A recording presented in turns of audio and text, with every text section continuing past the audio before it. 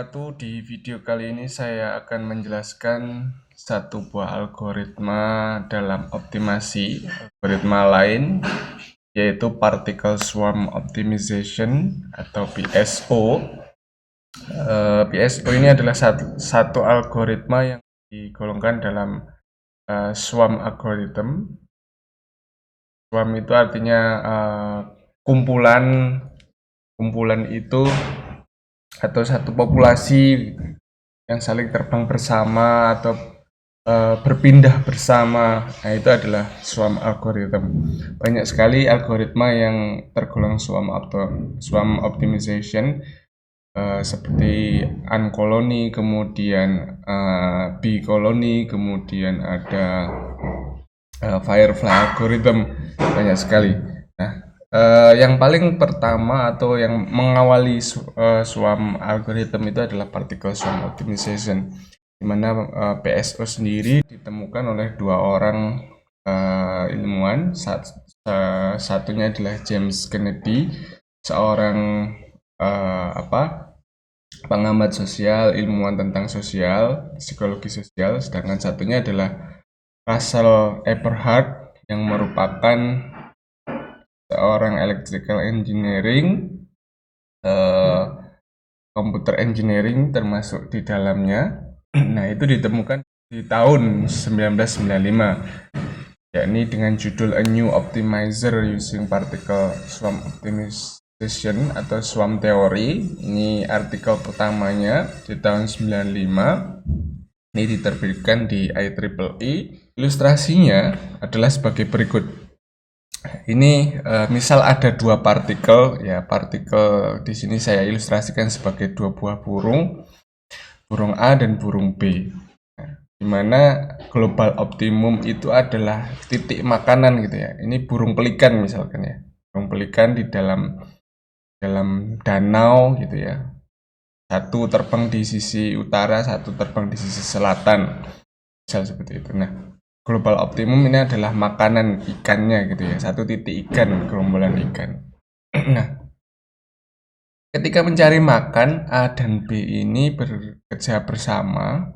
A terbang dulu ke sini, cari, belum ada makanan. Si B sama menyisir di daerah sini juga belum ada makanan. Terus si A jalan ke sini lagi, B jalan ke sini, si A terus bergerak mereka berdua sampai satu saat si A menemukan satu titik. Satu titik ini kemudian diinformasikan kepada si B. Nah, ini adalah behavior dari suatu partikel yang dalam hal ini adalah burung mencari makanan gitu ya. Mereka berkomunikasi, kemudian belajar. Belajarnya adalah setiap langkahnya dievaluasi apakah ada makanan atau tidak, atau dalam matematisnya apakah setiap iterasi itu nilai evaluasinya lebih minimum atau tidak. Secara matematis, partikel itu dimodelkan jadi seperti ini, partikel I. Nah, partikel I ini ada dua, yaitu posisi dan velocity. Posisi adalah titiknya ini, velocity adalah seberapa besar dia bergerak maju ke depan di iterasi berikutnya. Nah, ada dua ini, posisi dan velocity. Di mana posisi ini merupakan elemen dari X, di mana X ini adalah variabel yang menentukan nilai fungsi objektif atau f(x) ya. Nah, X-nya ini adalah X fungsi objektif gitu ya. Posisinya itu mewakilkan, menggambarkan satu posisi pada fungsi objektif, fungsi tujuan dalam permasalahan optimasi. Nah, velocity adalah yang mempengaruhi pergerakan X atau posisi berikutnya. Itu adalah model dari partikel itu sendiri. Nah, dalam bergerak partikel itu dipengaruhi oleh dua hal, yaitu personal base P, base, kemudian ada global base. Personal base adalah pengalaman individu dari partikel itu setiap iterasinya. Jadi ketika dia bergerak dari atas, ini titik awal, ini titik kedua, ini adalah pengalamannya dia. Oh, sekarang adalah posisi terbaik di titik ini daripada yang lalu. B juga seperti itu. Oh, ini posisi minimum dibanding posisi saya lebih awal. Itu personal base. Global base adalah hasil komunikasi antara partikel, misalkan antara dan B.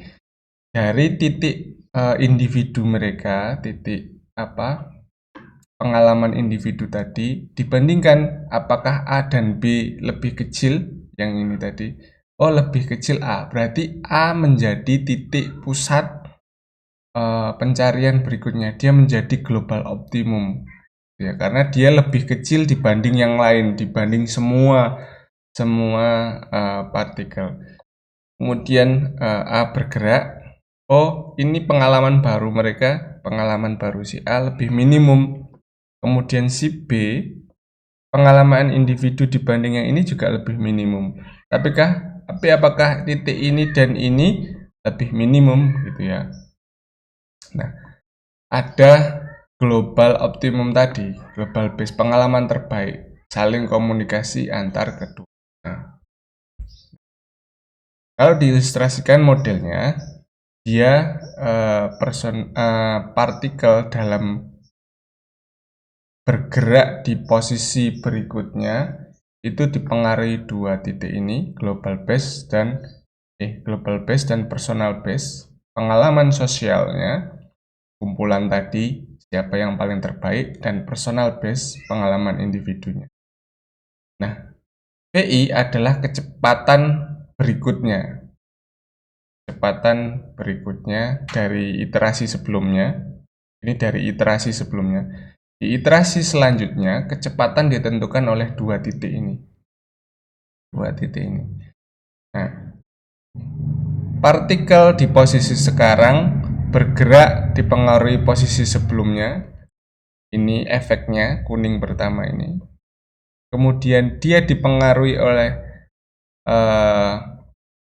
personal pengalaman terbaiknya. Kemudian dia tertarik ke sana, Kemudian karena tertarik oleh kumpulan sosial tadi, maka vektornya menjadi ke sini. Sehingga kalau vektor ini dijumlahkan keseluruhan, ini menjadi satu titik ini. Nah, ini adalah titik posisi berikutnya. Di mendekati dua titik personal base dan global base tadi. Nah, ini titik ini ketika bergerak berikutnya juga dipengaruhi global base dan personal base berikutnya. Nah, model seperti ini dinyatakan dalam satu persamaan matematis berikut ini. PI adalah kecepatan di iterasi berikutnya terpengaruhi oleh kecepatan di iterasi sebelumnya ditambah dengan konstanta C. Ini nanti kita setting. Ini ada di kisaran 0 sampai 1. 0 sampai 2. Ini 0 sampai 2. 0 artinya dia tidak memperdulikan pengalaman personalnya atau individunya. Kalau di C1 ini. C2, kalau 0 dia tidak memperdulikan pengalaman globalnya. Kalau dilihat dari sini ya harus saling mempengaruhi ya. Saling mempengaruhi. Nah, ini di sini adalah PI dikurangi XI. Ini artinya seberapa jaraknya antara posisi sekarang dengan personal base-nya atau pengalaman individu di iterasi sebelumnya.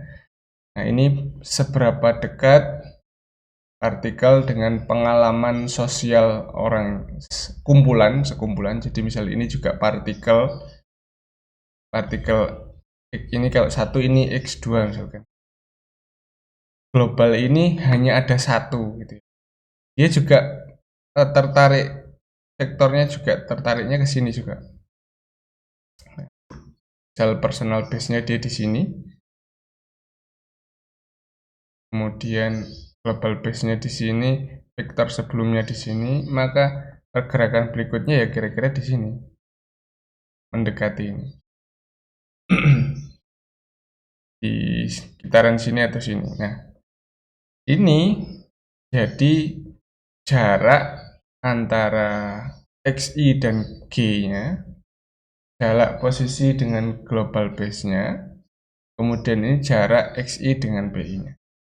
Dijumlahkan menjadikan kecepatan berikutnya, kemudian kecepatan berikutnya dijumlahkan dengan posisi yang sebelumnya, ini X, yang sebelumnya, sehingga menghasilkan posisi yang akan datang yang akan dievaluasi. Nah, seperti yang tadi, bahwa dipengaruhi oleh dua hal tadi, kemudian ada nilai R di sini, ini adalah nilai random, R di sini adalah nilai random sebagai variatif, ini di random 0 sampai 1 saja, R2 juga 0 sampai 1. Agar apa?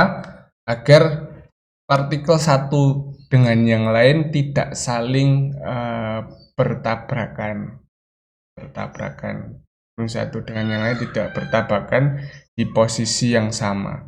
Ini maka diberi nilai random 1 dan random 2. Nah, kemudian ada dua titik, yakni pengalaman individu atau kognitif komponen yang tadi saya jelaskan, yaitu PI dan XIJ.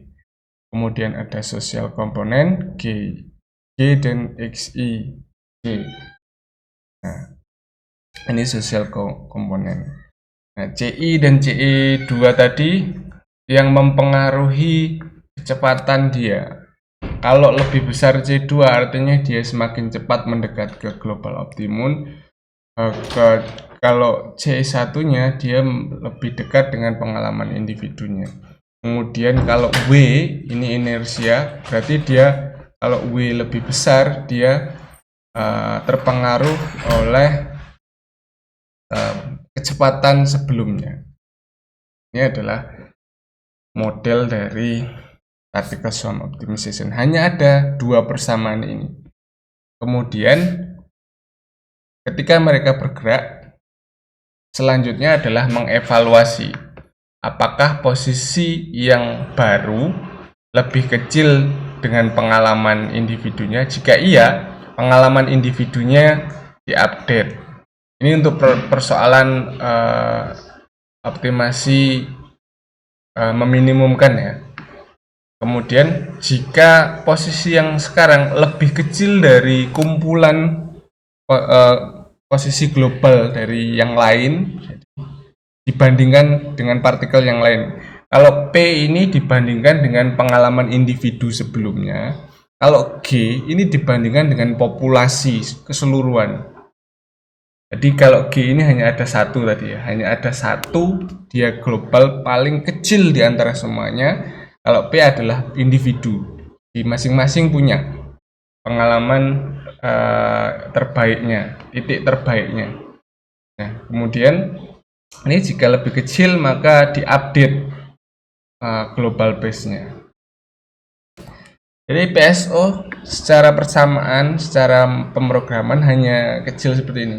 Mereka bergerak, ini velocity yang akan datang adalah W dikali velocity sebelumnya ditambah dengan C1 dikali dengan nilai random, kemudian posisi pengalaman individu, base position dari populasi dikurangi dengan posisi yang sekarang, kemudian